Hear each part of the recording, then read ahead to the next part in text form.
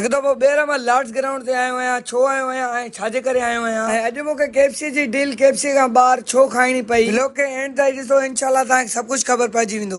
अस्सलाम वालेकुम दोस्तों, उम्मीद तो कयां त सभु ठीकु हूंदा, हर को पंहिंजी पंहिंजी जॻह ते ख़ुशि हूंदो। दोस्तों अॼु हुयो अंगारे जो ॾींहुं। सुबुह सां उथी फ्रेश वग़ैरह थी यूनिफॉर्म पाए ऐं पोइ कयुमि नाश्तो वग़ैरह करे पोइ मां निकिरी पियुमि पंहिंजी कॉलेज जी तरफ़ ऐं मूंसां गॾु हलंदो आहे मुंहिंजो दोस्त इमरान। ऐं तव्हां भाइरनि जा लख लख थोरा वॾी वॾी महिरबानी जो पोएं वीडियो ते तव्हां एतिरी मोहबत ॾेखारी। दोस्तों कॉलेज न पहुची करे रीवो पंहिंजी पार्किंग में बीहारियोसीं ऐं पोइ हलिया वियासीं पंहिंजे क्लासिस जी तरफ़। क्लास में अची करे पोइ पंहिंजा मुकमल क्लासिस वग़ैरह वरितासीं। उन खां पोइ असांजी थी वई छुटी ऐं पोइ मां ॿाहिरि ईंदो आहियां त मुंहिंजा कुझु दोस्त मिलंदा आहिनि, चवंदा अचो त क्रिकेट खेॾूं। ऐं पोइ असां बि न कईसीं, पोइ सिधा हलिया वियासीं क्रिकेट खेॾण जे लाइ। क्रिकेट वग़ैरह खेॾी करे पोइ मां आयुमि पंहिंजी रीवो कढण पार्किंग मां। रीवो कढी पोइ असां पंहिंजे घर जो रुख कयोसीं, पर रस्ते मां मूंखे दोस्त गुलबार वारा चवंदा आहिनि त अॼु गर्मी आहे, कुझु थधो पीआर। ऐं पोइ असां सिधा हलिया ईंदा आहियूं हाफ़िज़ स्वीट मार्ट वारे ॾे। हिते अची असां जल्दी जल्दी माना लस्सी पीअंदा आहियूं। लस्सी पीअंदा आहियूं त तमामु सुकून अची वेंदो आहे। लस्सी वग़ैरह पी करे पोइ मां पंहिंजो घर जो रुख कंदो आहियां। घर अची करे ॾिसंदो आहियां त टाइम थी वेंदो आहे निमाज़ जो। ऐं पोइ मां फ्रेश वग़ैरह थी पोइ ईंदो आहियां सिधो मस्जिद जी तरफ़। मस्जिद न अची करे निमाज़ वग़ैरह पढ़ी करे पोइ मां ईंदो आहियां वापसि पंहिंजे घर ॾांहुं। दोस्तों मां तव्हांखे बार बार अर्ज़ु कंदो आहियां त महिरबानी करे निमाज़ ज़रूर पढ़ंदा कयो। घर ॾांहुं अची वेंदो आहियां त मुंहिंजे अॻियां अची वेंदी आहे मुर्गीअ में कढ़ाई। ऐं पोइ मानी वग़ैरह खाई करे पोइ मां ऐं मुंहिंजो दोस्त हसन सामान खणी सिधो हलिया वेंदा आहियूं लारकाना जे